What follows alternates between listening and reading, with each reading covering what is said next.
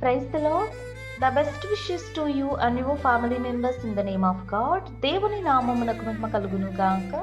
దేవుని నామం పేరిట మీకును మీ కుటుంబ సభ్యులకును శుభాభివందనములు. ఈరోజు దేవుని వాగ్దానం, టుడే గాడ్స్ ప్రామిస్, నేను నిన్ను ఆశీర్వదింతును, నిశ్చయముగా నిన్ను విస్తరింపచేతును.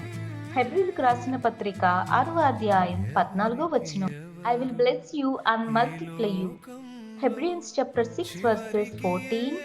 క్రీస్తునందున ప్రియమైన సహోదరి సహోదరులారా, ఈ శ్రేష్టమైన ఉదయకాల సమయంలోనూ దేవుడు మనందరితో కూడా మాట్లాడుతున్నాడు.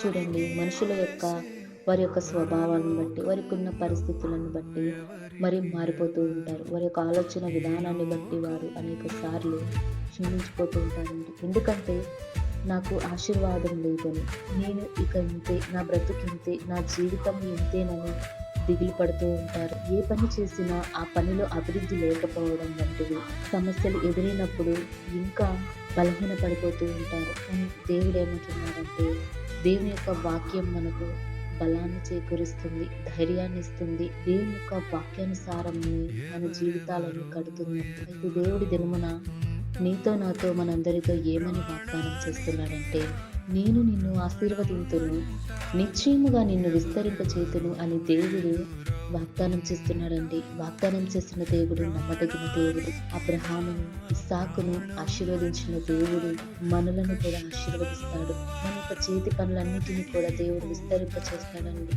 మనకు ఏది తక్కువ కాకుండా దేవుడు మనకు సమృద్ధిని దయచేసే దేవుడు మన దేవుడు. అంతటి గొప్పది దేవుడు మనము కలిగి ఉన్నాం కదా.